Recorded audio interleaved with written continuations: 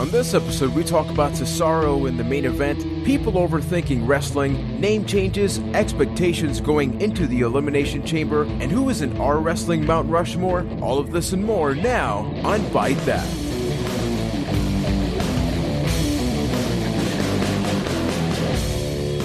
Hello everybody and welcome to the 26th episode of Byte That, the semi-somewhat, maybe, international professional wrestling podcast, where we talk about the ups and downs of that which we love, which is the world of professional wrestling. And we want to thank you for tuning in. And remember to follow us on Twitter at ByteThatCast and subscribe to our YouTube channel, youtube.com/ByteThatCast, where we are constantly adding new content every week. We have reviews, show clips, and full episodes. And if everything I said is a little too much for you, head over to ByteThat.com. That's Byte with a Y. My name is Juan Velascourt. I am from San Juan, Puerto Rico, and I am joined, first all the way from Winnipeg, Manitoba, Canada, by Keith Poshik. Apple bottom bow. And all the way from Boston, Massachusetts, not West Newbury, we got Ryan McNulty. How you doing, Juan? I'm doing sexalicious. We are coming off of this week's Raw, the go-home show, to the Elimination Chamber. A lot of great things happened on Raw, but I want to jump right into something that I don't think a lot of us expected to really happen to the magnitude that it did. And I'm not talking about Antonio. I am simply put talking about Cesaro. I mean, what a performance this guy had with John Cena, right? Who's Antonio? I don't know. Who's Langston? I don't know. Who are these guys? They're just people? Gone. But I do want to know, what do you guys think of just everything that happened with Cesaro and Raw? The guy was on fire. Well, I mean, he has a win from SmackDown over the WWE World Heavyweight Champion. I think right now you can consider him the definition of on fire. Like, holy crap, this basically came out of nowhere. It's like, hey, you're in the Elimination Chamber, Cesaro. Now you're going to beat/have a good match with everyone. It's kind of amazing. I know, like, you and I hadn't watched that match. We watched it after SmackDown, and it was just crazy how it ended. I mean, it wasn't one of those, like, out-of-nowhere victories or something. The guy just flat out... It was a clean win. Exactly, and it was like 3 moves. So, because usually you just get the out-of-nowhere finish, but no. The guy freaking uppercutted Randy, the whole thing, and then we got Raw.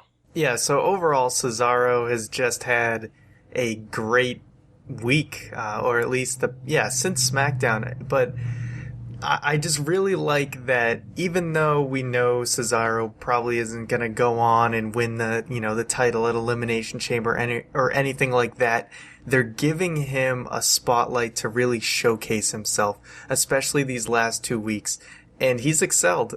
He had a great match with Randy on SmackDown this past Friday. It's like, I don't tune into SmackDown too often, but I made sure, to go back and watch it because, it's a match I really wanted to see because I knew, it wouldn't disappoint. And then he goes and has an even better match with John Cena.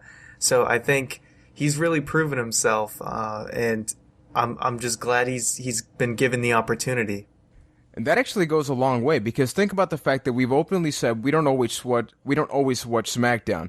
Yet when we read the results, you were the first one that told me, Ryan, guess what? Cesaro beat Randy. And I was just like, what? Because it's not like, Dana Bryan or something. Here's this guy that, as Keith mentioned, he's in the chamber, and all of a sudden he's in the spotlight. And the last thing you would think is that he would have a long match with Randy, let alone pin him cleanly. Mm-hmm. And then we moved to Raw, and then even though he didn't beat John Cena, he basically took John Cena to the limit. Like, it was a great freaking match, one of the best Cena's had in a long time. Now, here's a question for you guys. A lot of people are comparing that to the whole Damien Sandow John Cena situation that happened, where Sandow had a great match with Cena. Everybody thought, okay, so now this is Sandow's time. Sandow's going to get a big push. And then nothing happened.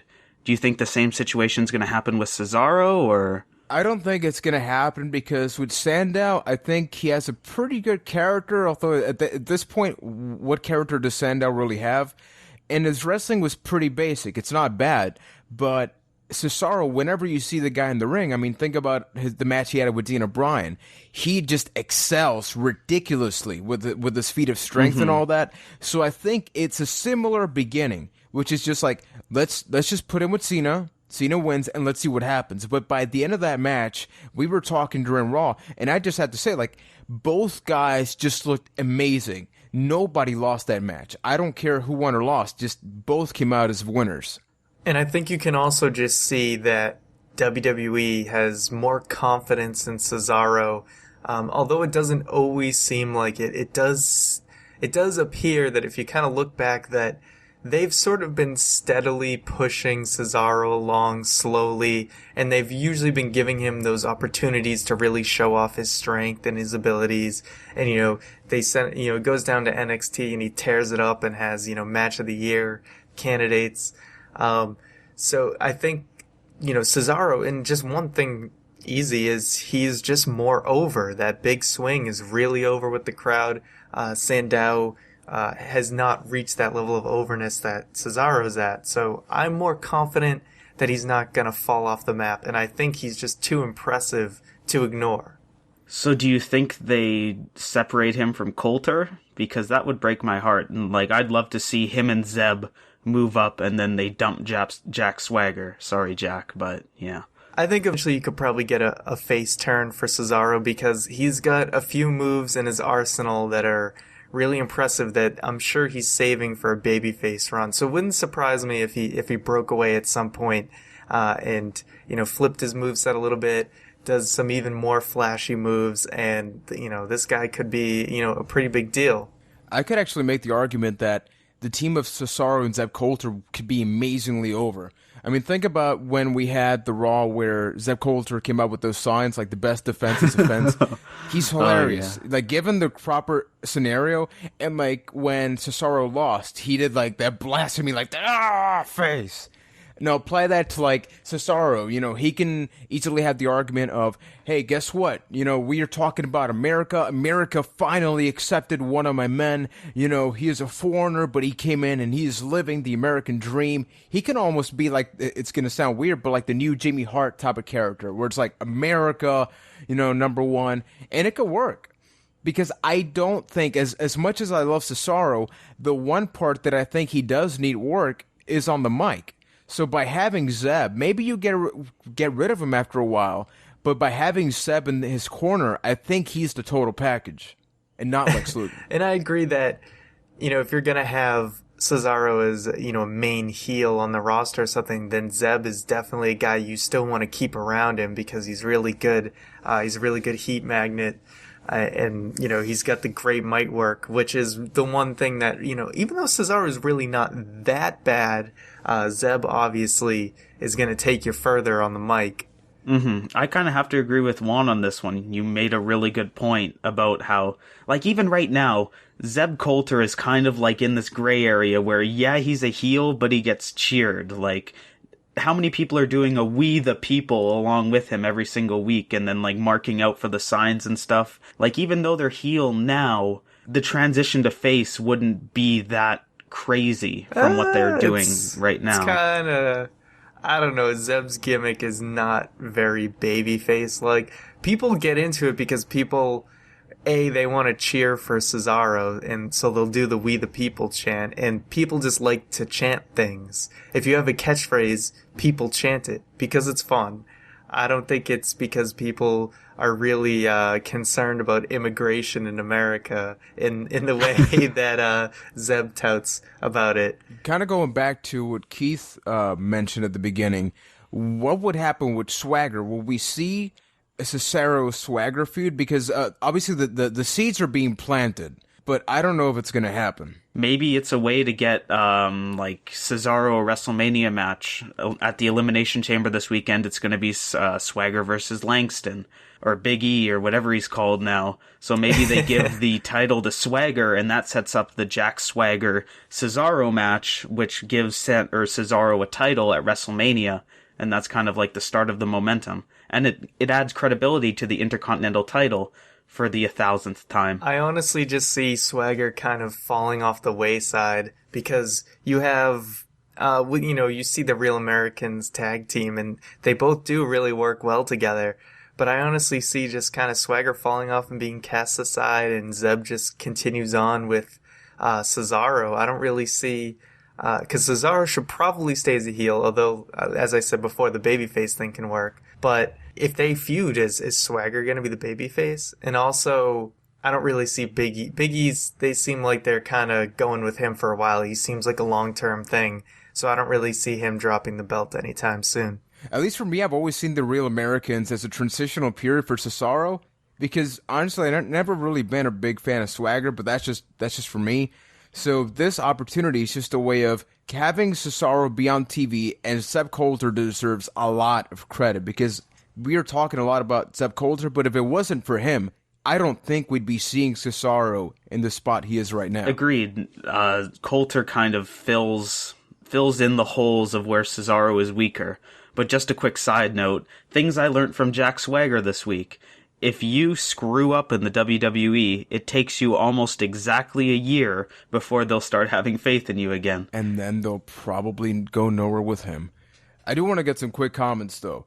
We are talking about Cesaro, not necessarily Antonio Cesaro, and we are talking a little bit about Big E, not necessarily Big E Langston. Do you think these name changes go about just sort of showing the commitment WWE has to these guys, or is it just, hey, it's easier to say? I think they realize that sometimes it's better to just have a simpler name, and I guess the less syllables, the better, and the more chantable your name is, the better. So if he's just Big E, then the crowd can chant that a lot easier than, if they were gonna, I don't know, it kind of pushes them in one way to say, no one's going to chant Langston, it's Big E. And then same with Cesaro. And it just keeps it more simple. And I guess the reports on Cesaro's name was that they were saying Antonio doesn't sound like a tough guy or something like that. So they just want to keep it Cesaro. So take that for what it's worth. Plus for Big E, it opens up a world of jokes involving Biggie Smalls and Big E. Like, he could start coming to the ring like, I like it when you call me Big Papa. And all those great hits from the hardcore gangster rapper, yo. They should revive a John Heidenreich type thing with Little Johnny, which is like, who's Little Johnny? Then what does the E stand for? Enormous. So Big Enormous what? Now we're talking. See? So maybe that's a possibility. So what happens to Sandow? Does he become Damien now, or Sandow, or... He becomes the next guy in the Sin Cara list if they don't do anything with him. So what, Hunico Sandow? Hunico becomes the intellectual savior of the masses. He becomes a copy of himself. That turns out to be fake, but then it's actually real. I do want to talk about something that Ryan linked to me regarding Steve Corino, former ECW wrestler. This got me thinking a lot. I think a lot of times as wrestling fans, we try to always venture into the future. Like, something happens on Raw. I mean, we're kind of doing it now. It's like, what's going to happen with Swagger? What's going to happen with Seb? It's just take your time. Don't overthink things. And that's what Steve Corino is saying regarding Daniel Bryan. I, for one, am to blame. I was the first guy on the show that talked about, they're missing the boat with Daniel Bryan. They need to do this now, otherwise I'm not going to care. And Steve Corino is sort of talking about, Stone Cold, for example. Stone Cold, it took a year and a half for him to be really given the opportunity, the championship. It didn't just happen overnight. It wasn't that Stone Cold was just, hey, he's over, so we're going to give the guy everything. No, why? Because WWE sees money. According to Steve Corino, WWE sees money in Daniel Bryan. Obviously, look at the chance. And if they give him the championship, then what? He's champion. So all that there's left to do is for him to drop the championship to somebody else. So by stalling, by sort of just letting this marinate, how much money can they grab out of this guy before they give him the championship? That's pretty much what wrestling is about. So I just sort of wanted to bring this to the table, and hearing this from a wrestling legend in ECW and Steve Corino, what do you guys think about that? Do we overthink things, and why? To be fair with the Steve Austin point, for a majority of that time, Steve Austin did have a broken neck. That probably kind of prolonged it, but I agree with Corino 100%. 100%. I think it's just a matter of getting WrestleMania out of the way before, it really kicks into overdrive with that.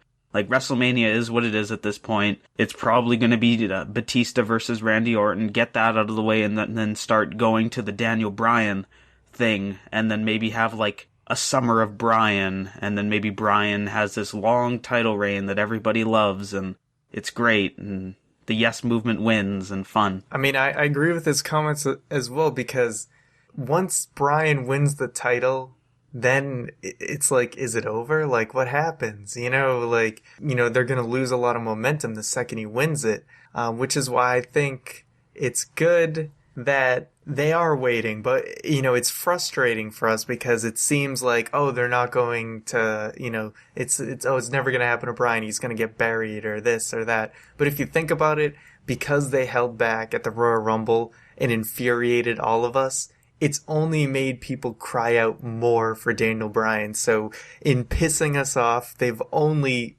made us more rabid fans of him. So it's kind of genius, but you gotta find the line, and you can't piss everyone off too much. As far as the whole, like, when Bryan wins, it's over thing, I mean, really, you can kind of relate it to CM Punk when he was, like, when the pipe bomb happened. People were probably saying, okay, what happens when you give CM Punk the title? Is Punk just going to be champion and then that's it? That's kind of not what happened, so I don't think that's a valid thing.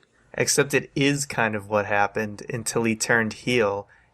I would say his WWE title reign up until he turned heel at Raw 1000 was just like any other babyface title run. I thought it was a good run. I didn't think it was, I felt like he kind of normalized. He wasn't, red hot anymore. Plus, you got to think, there's a big difference between Daniel Bryan and CM Punk. With D-Bry, he's the complete underdog, where, the B-plus player, with how long has this been happening? So, unlike CM Punk, where he's given freedom of speech with a live mic on Raw, here's D-Bry, who, gets put in gauntlet matches. He gets put through everything. So when he becomes champion, then it's like, what? You're technically John Cena now, in the way that you're on top of the company, you're the face of the company, you're the champion, so what do you have other than to turn heel? And obviously, the same way that we bring up that John Cena should never turn heel because of how popular he is, that can't happen with Daniel Bryan, and WWE can't afford to have Daniel Bryan go stale. Now, there's actually something that when I read this, it popped into my head. Obviously, we were talking about 1996 and on when it comes to Stone Cold Steve Austin. There's a really big difference then. There were hotlines that back then that you had to pay around $2 to listen and stay up to date with WWE.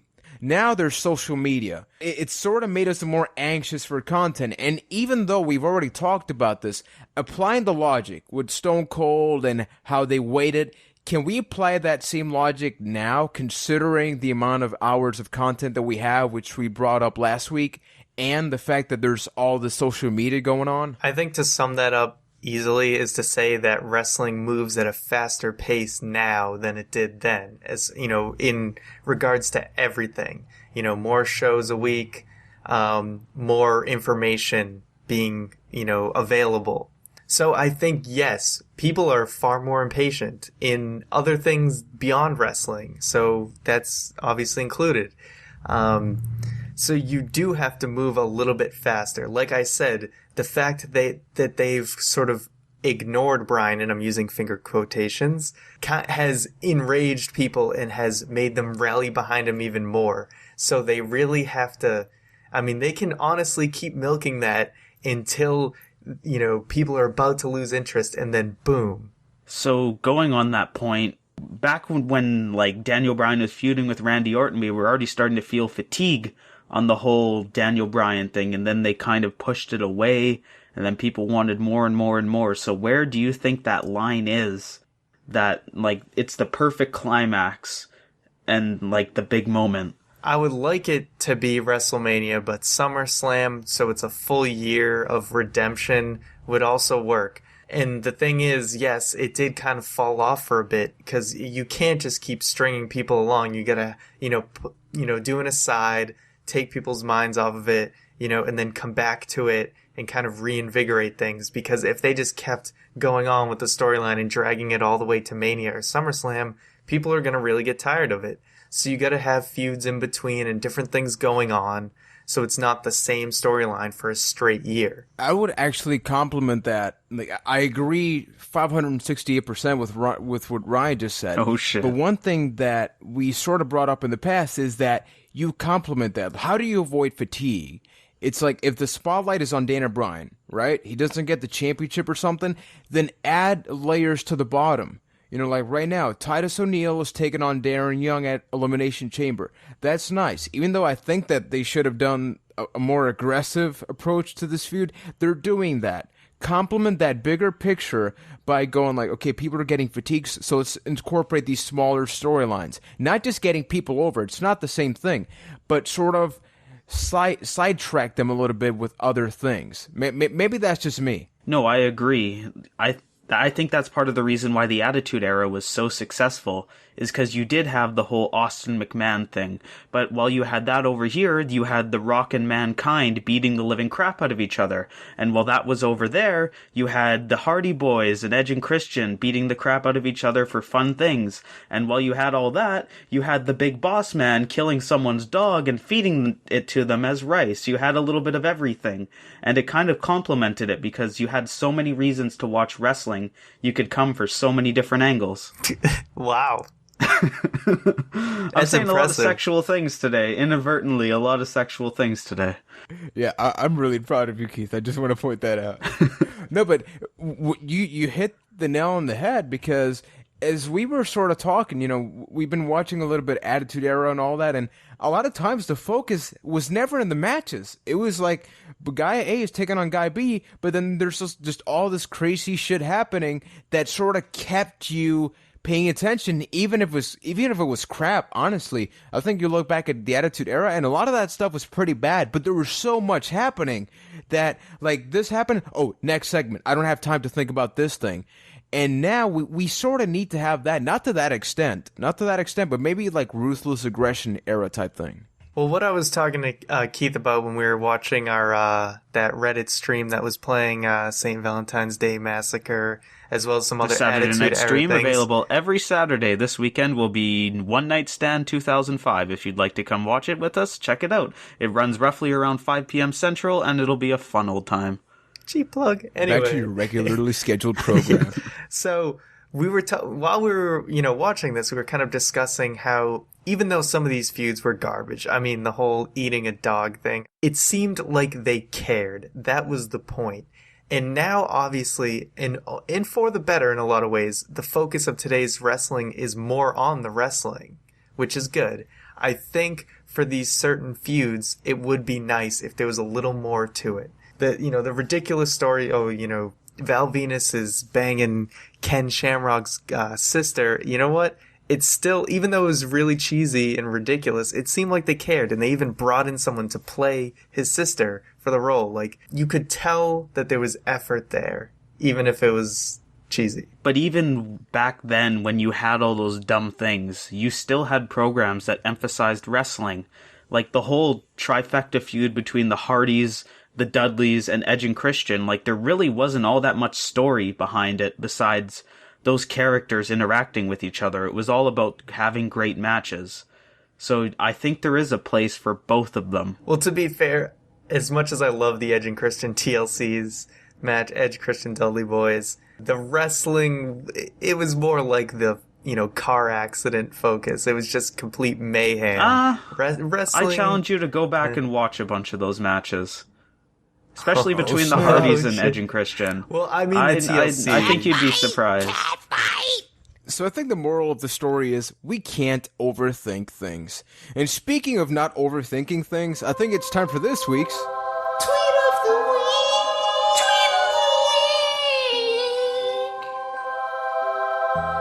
Week. That's right, my Puerto Rican partner in crime. It's time for this week's Tweet of the Week. And this week's Tweet of the Week is brought to you by @WWE_fans_girl.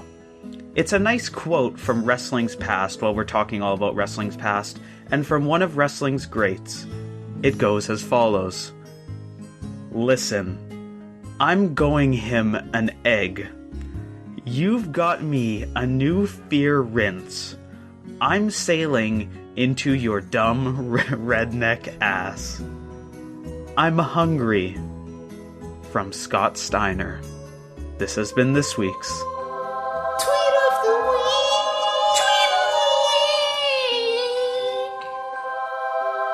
And remember, folks, if you think you have a tweet of the week, send us a tweet or retweet it, and if we say it on our feed, it might just be the tweet of the week. Check it out. You could have your theme be read by Keith in that sexy-licious voice. As you can see, our standards are very high.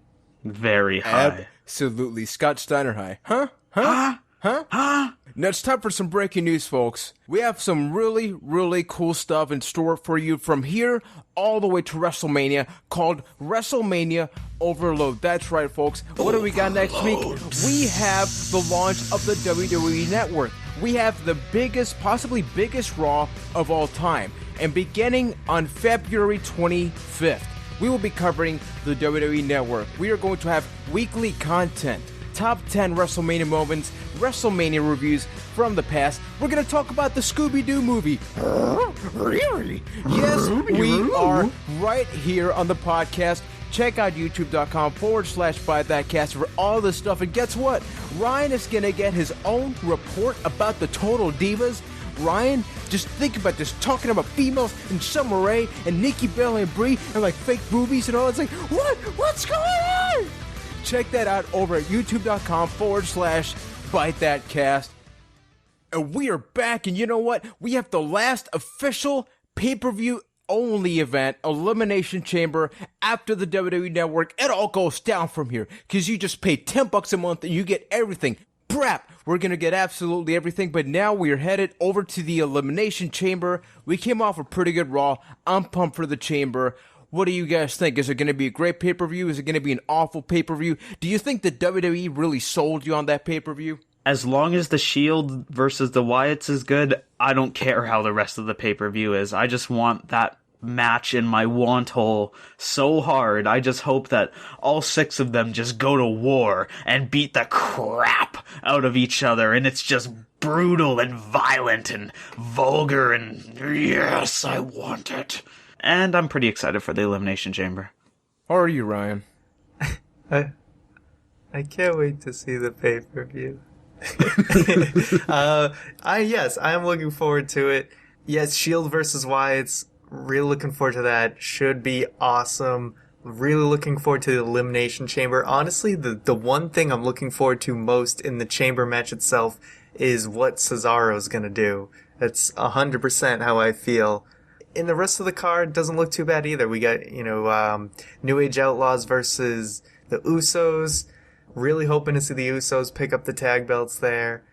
We also got Titus O'Neil versus Darren Young. You say. The kickoff match, I believe, is the Rhodes Brothers versus Rybaxel. So I feel bad for the Rhodes Brothers on that one. They kind of fell off a little bit. But it's looking to be a pretty good card for a B-level pay-per-view. It looks like they really wanted to try and get those last $60 from you before you inevitably go to paying $50 less a month. My biggest fear about the whole Elimination Chamber pay-per-view was they weren't going to throw everything at it because the network Raws the next night. They were going to save too much, but it honestly doesn't feel that way at all. It feels like it's going to be a decent pay-per-view, a great pay-per-view, one might say, and then just move on to that high that they're setting for the network Raw.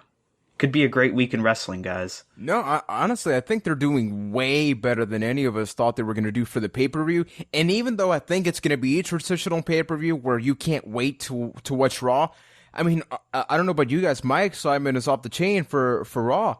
I mean, everything that's going to happen. So the fact that this pay-per-view is just going to have great matches, as a wrestling fan, it makes you really, really happy.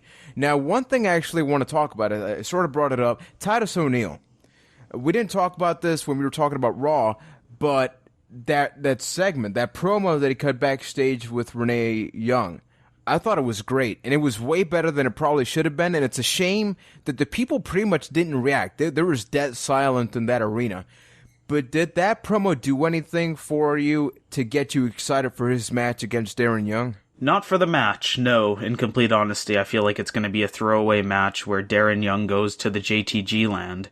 But it made me excited for Titus O'Neil's single career. I think he's the sky's the limit. Like, I've been saying it forever, that Titus O'Neil is just a really funny dude, and he could play a great, funny, like, serious but not too serious heel, and just the sky's the limit for you, Titus. Go. Yeah, it just really seems like Darren has no shot in hell because clearly Titus is the guy that they want to run with. Titus, he could find a good niche as sort of a goofier type of heel because he just has his smile. It's too nice. He doesn't come off as an angry guy, even though he's a big menacing dude. He just, you don't sense him as being someone who's like mean and angry. So if they sort of, incorporate his intensity with sort of being like a goofy type of heel, I think it could work. But either way, the guy's an impressive being, and he can get it done in the ring. So I'm looking forward to this, and I'm pretty sure he's just gonna squash Darren. Unfortunately, and I don't know I don't know how much hope there is for Darren, after this feud either. Yeah, I don't really know what's going to happen there. All I have to say is that I'm happy they didn't go the generic heel route with like they did with Brodus Clay, because where's he been right now? He got like the most generic theme, and then he's a main event player. Yeah, main event apparently. Yeah. That's about it. Because where's he at right now? Think about it. Well, Jim Johnson just released a new theme for him on iTunes. That's something. Yeah, listen to it. They can make like $1.29. Yeah, it's all right. I wasn't a big fan of it, but it's nice that they're letting Titus be Titus. He's just not. The fact that he did the or whatever he does it, I think gives him a room to be sort of the Kurt Angle type heel. And Keith is really disappointed in my hurrah thing and my dog barking, but it gives him the opportunity to fill that heel character, but that still does some funny stuff to really fill that. So I'm looking forward to that. Now, in regards to the chamber itself, let's sort of break it down. Okay, we don't have the copyright for that? No? Okay, so let's go back. I'd like to play a fun game with the Elimination Chamber, and that's who's going to get eliminated second. Because first is obvious. So who do you guys think is going to get eliminated second in the chamber? It's Christian, come on. Christian doesn't have an Ice Cube's chance in hell in there. He's going first, I guarantee it. Really? Really. You wouldn't expect like a shocker, like a Sheamus or somebody that's higher in the card to get eliminated, sort of establishing like anything can happen in the match? The only shocker I want to see is bursting through a wall. So okay, as long as it's that shocker, then yeah, okay. I had a completely different mindset. I was gonna say two in the pink, one in the stink, but yeah. Let's see. So we're all agreeing that Christian is most likely going out first. I think most people would probably just guess Cesaro to go out second, but I think Cesaro is gonna last a lot longer than everyone thinks. I agree that Sheamus could be the guy who goes out early. Who's the other heel? Oh, Christian, I guess, is technically the other heel besides Orton. And then Orton. Yes, so maybe Sheamus goes out a little bit earlier. The final three probably have to be Orton, Cena, and Bryan, but who knows? Yeah, I think we're going to get, and I apologize for bringing this pay-per-view up, December to Dismember, the ECW pay-per-view that should be forgotten. They did an Elimination Chamber at that pay-per-view, and I think we're going to see a little bit of deja vu here, except people care about most guys here, which is that they eliminate one of the guys that people like the most first, or within the first bunch, because you don't want to take that spotlight away from Orton, Bryan, or something like that. So Cesaro has to be one of the first two eliminated. Why? You got to give people time to rest, to breathe. The same reason Dana Bryan lost early at WrestleMania in 18 seconds. Why? If that happened just before the main event, people will be really disappointed. So Cesaro has to be one of the first two eliminated, because otherwise you're going to get a bittersweet crowd when you need to have the obvious stare down between Dana Bryan and Orton and not take that away. All right, well, here's a question for you guys. Can you guys envision any scenario where Orton does not win this match? Oof. It's a tough one. I would love to, but I just really don't see it. The way things are going, unless we get just the random Cena-Bryan match or WrestleMania or something, I think we're just too far into the storyline. A lot of people, would love the hypothetical scenario where Cesaro wins, but that's just impossible. Like, let's look at all the possible futures here. You've got Orton versus Batista, you've got Cena versus Batista, and you've got Bryan versus Batista at WrestleMania. Now, I don't see Bryan versus Batista happening because they're setting up the whole Kane Authority thing for WrestleMania. So, Cena versus Triple Batista, H, no thank you. No? Yeah, that's what I meant. And so you've got Triple H, you've got John Cena and John Cena and Batista, which is no thank you. You get the John Cena, you get the Batista. But no, you have either Randy Orton and Batista or John Cena and Batista, and honestly, I am not interested in either of those. I agree 100%. Both of those do not sound like fun time. And me love you long time, but I don't know who wants to see Orton versus Batista.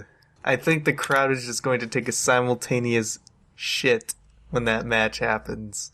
But yeah, it looks like no matter what, Orton's walking away winning this thing, much to the dismay of all of us. Yeah, luckily, the good thing is that no matter how bittersweet a main event we get at the Chamber, I mean, Raw's going to be the next night, so I think whatever happens, people will be pretty forgivable, knowing the WrestleMania is around the corner, everything that's going to be happening on Raw. Now, with The Shield and the Wyatts, who wins? The Wyatts. The Wyatts. Is there any question that the Wyatts aren't going to win? It's very Really? clear that the Shield is going to implode, as they've been hinting towards it, so I really feel like the Wyatts getting the win helps elevate the Wyatts, and also helps work towards the Shield breakup storyline, so it's a really completely win-win for WWE to have the Wyatts win this. So do you think the split happens at the Chamber, or are we going to see just, holy shit, I mean, this roster is going to be incredible. I'm just thinking of all the possibilities that could happen on Raw. Is that going to be another thing that happens on Raw? It's a good possibility. I think the loss, you have the loss at the Chamber, they're all pissed off, but I don't think that's the official breakup. I think the official breakup happens within the next few weeks on Raw. Maybe even possibly at the big Raw right afterwards. So maybe, remember at TLC, I think it was, where Roman Reigns speared Dean Ambrose? Maybe something like that happens again. There's a miscommunication in the Shield. It ends up costing them the match, and then maybe the next night on Raw, Dean Ambrose just goes and beats the shit out of Roman Reigns. Roman Reigns, fights back, maybe gets the upper hand, and then it starts slowly building up towards maybe a U.S. title match at WrestleMania, and that's where they give the belt to Roman Reigns. So to sort of round up the Chamber talk, what is the match that you think is going to steal the show? Not the one that you're looking forward to the most, because I know in your case, Keith, that's the Shield, the Wyatts. Which match is going to steal the show? I think it's going to be that one. Yeah, I'm looking the most forward to it, but I also think the same way that Daniel Bryan and Bray Wyatt stole the Royal Rumble, I think that this match has the potential to do the exact same thing. I'm going to probably agree that the Shield versus the Wyatts will steal the show. The Chamber match, I think, will be good, but it does seem like the Shield versus Wyatts will be a show stealer. I also think the New Age Outlaws versus the Usos will be surprisingly good, or surprisingly better than everyone expects it to be. I'm actually going to have to say the Chamber, simply because I think the Shield Wyatt is going to have great moments. Like when, they've done these stare downs on Raw. They're going to have those type of things going on. But with the Chamber, I mean, think of just the pool of talent that you have going on there, especially now with how hot Cesaro has been with the crowd and in his matches. It's going to be great. It's going to be a great lead up to Raw. So I'm looking forward to the Chamber. It's the last official network-less pay-per-view. So it's going to be interesting how maybe the WWE will send off at the end of the show referring to that. Like, this is the last time we will ever have this in history, which is pretty big to think about. The end of an era. Hey, Juan. What, Ryan? We got a Twitter question. Are you serious? Woo, woo, woo. You know it. That's still relevant. But that's right, folks. I'm so shocked. We have a Twitter question from @RoachMcPoach, and he asks, question for the show. So the question starts by stating that it is a question. What is your Mount Rushmore of wrestling? It's a two-part question. The second part is also, what is your Death Valley of pro wrestling. Now, for those that don't know much about the United States of America, Mount Rushmore has four peoples that are going on. I had to Google it today. Exactly. Okay, so I'm going to start, but first we're going to start with just our Mount Rushmores, and then we'll get into our Death Valleys afterwards, because I know Keith wants to start his on the Death Valley. But anyway, we also appreciate that he wrote question for the show on the tweet. That way we know it's a question for the show. So if you want to do that, that's cool with me. All right, so this is what I have for my Mount Rushmore of wrestling. The way I chose mine was based on their impact or their revolutionizing of wrestling. What they did for wrestling, I felt, had a large impact on the industry. Number one I have on there is Vince McMahon. What needs to be said, he revolutionized pay-per-views. He created WrestleMania. He turned a wrestling company global. My number two is Andre the Giant, because I feel he was probably the first sort of globally known, wrestler, a wonder of the world, really, and he was a spectacle for people to see. Number three for me is Paul Heyman. Without him, there would be no Attitude Era, and there would be no, second boom in wrestling, and just his creative mind and being one of the greatest managers. And then number four is Hulk Hogan. He's the guy who sort of revolutionized, a wrestler that moves merchandise and also was a global phenomenon. So that is my Mount Rushmore. Now, I took a much more selfish approach to my Mount Rushmore, and I chose 4 wrestlers/superstars that had an influence on me watching wrestling and were a big part of why I loved it growing up. So number 1 is Triple H. When I was growing up, Triple H was my favorite wrestler back in the McMahon Helmsley era, and etched into the mountain. Yes, it would definitely be there. Also, screw you for interrupting me. I was quiet during yours. Number 2 is Mick Foley. The whole... That was so mean. I knew you interrupted me when I was talking earlier. But, I just started laughing when you went, the whole... You just paused on the word "the whole" for so long. The whole... Keep going, Keith.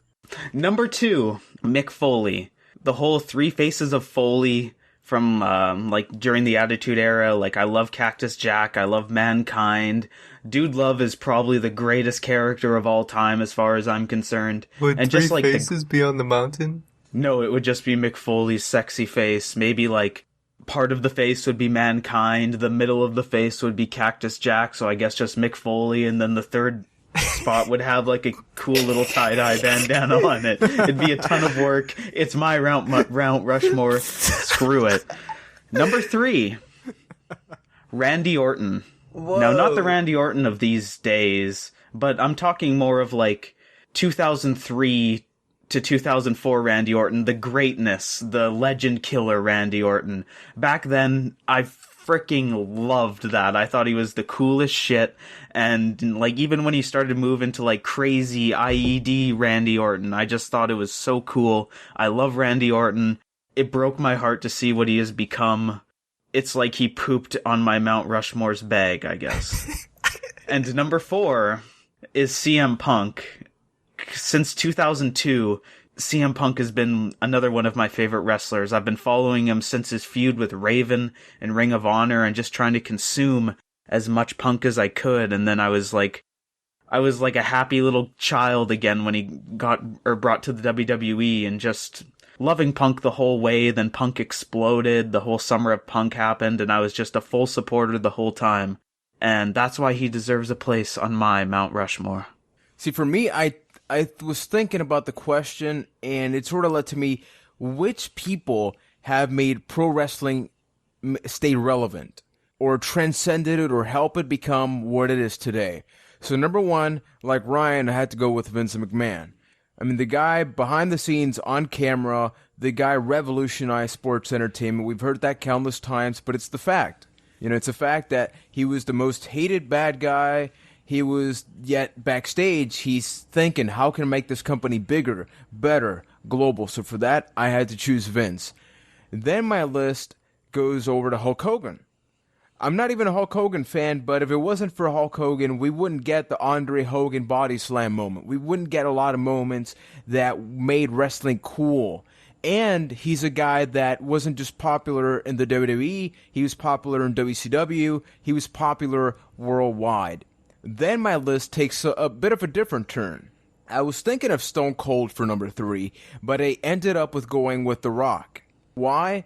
The Rock did something that Stone Cold also did.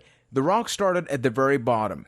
Hated for being a good guy. He was giving every opportunity to fail.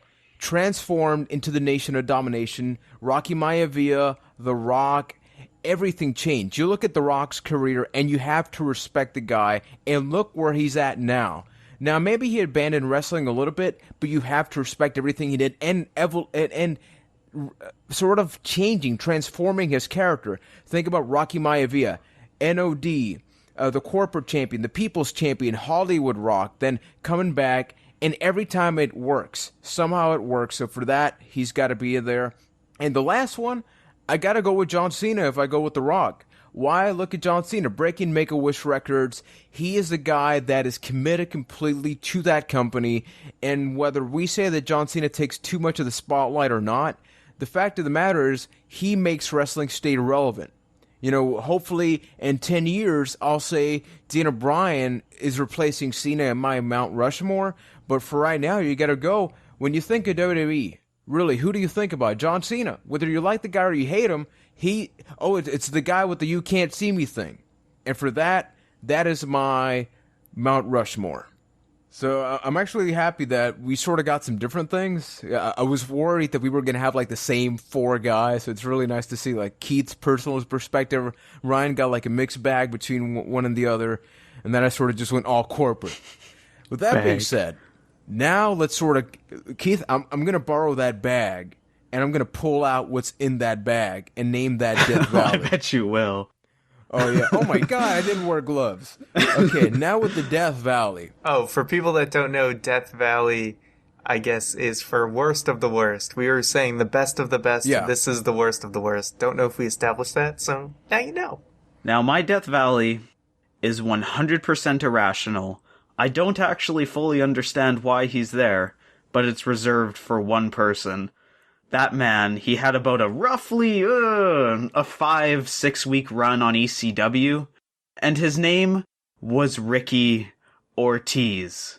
I don't know why I hate him so much, but since day one, I thought he was the goddamn worst. Everything from that stupid Big O he did, to his dumb afro, to everything. I hate you, Ricky Ortiz.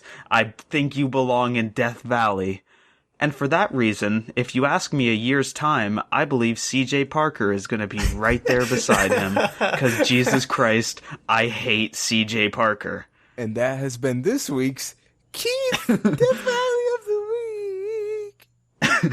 All right, so for my Death Valley, I didn't actually come up with anything. I was ill-prepared. I'll tell you my initial thought when I heard it was Great Khali, but I want to be real, and I want to ask you guys this, because since my Mount Rushmore was who had the greatest impact on sort of moving wrestling in a better direction, I want to ask you guys, so if we can think of people who have like been a detriment to wrestling. Oh shit, I guess Chris Benoit is going to be on my Death Valley of wrestling. Yeah. And yes, I guess so. I guess Chris Benoit's on there. So can we think of anyone else who's actually been a detriment to the wrestling world? I can think of 2, and that's Mark Marrow and Deborah. It's a little bit of a weird thing, but Mark Marrow's been around, like, it was really prominent around the whole Chris Benoit case, but, like, he was kind of being the anti-wrestling guy. He was a wrestler that got a metric ton of plastic surgery and talked about how bad wrestling was. And Deborah was kind of the same thing, just minus the boatloads of plastic surgery. You could even argue Sable when she was, although, I mean, she was kind of being abused, so I don't really want to go there. But yeah, no, Deborah was the same thing minus the boatloads of plastic surgery, and it was just a huge detriment to wrestling as a whole during its weak point, and yeah. I'm actually going to go with something a little bit controversial and say a large portion of the Attitude Era. Why? Think about Mankind versus The Rock. The chair shots to the head. Doesn't that freaking make you cringe? Think about all that. So the fact that things like that happen, the shock factor, the countless matches that caused Edge in early retirement, those things to me as a wrestling fan, I'm like, I enjoyed those moments, but I enjoy a long-lasting career more than I do that. Think about Antonio Cesaro. Think about Dana Bryan. If these guys kept up at the pace that guys in the Attitude Era did with carelessness, we wouldn't have half the guys we have now because they'd just be too busy trying to put themselves through senseless amounts of chairs instead of delivering a good product that involves both entertainment and wrestling. So it's kind of a serious thing, but yeah, it's what I feel should be in the Death Valley. And Ricky Ortiz. Absolutely. I mean, that's just a fact. And we want to thank you for tuning in to this week's Byte That podcast. And if you've tuned in this long, then you should probably listen just a little further because we have some things that we'd like to tell you about. As always, you can follow us on our Twitter at ByteThatCast, our Facebook page, facebook.com/ByteThatCast. You want to find us on Stitcher and iTunes, search Byte That. Remember, it's Byte That with a Y. And of course, we have our YouTube channel, youtube.com/ByteThatCast. And recently on there, Juan put up a great DDP yoga review, so make sure to check that out. It's got a great story about how it's affected Juan's life. So very good, definitely worth a watch. And hey, maybe you should retweet it too. Yeah, maybe DDP should see it. I think that'd be pretty cool if he retweeted it. Anyway, don't forget, we also got, starting next week, WrestleMania Overload. As soon as Elimination Chamber's done, we're in WrestleMania season, so we want to do a whole bunch of stuff, provide you guys with as much content as possible. So remember, we're going to review that Scooby-Doo WrestleMania movie, so that'll be fun. We're going to review past WrestleManias. We're going to review the WWE Network right after it comes out. We're going to give you our top 10 WrestleMania moments, plus other things. Total Divas Season 2 starting soon. We're going to have reports of that and much more. So make sure to check all that out on our YouTube channel. Make sure to subscribe to us on YouTube so that way you know when all the newest videos are coming out. So for that, we thank you for listening, and we will see you guys next week. Let's do it. I want to get the show up tonight. Like my dick. It's never going to happen, Ryan. Fuck you.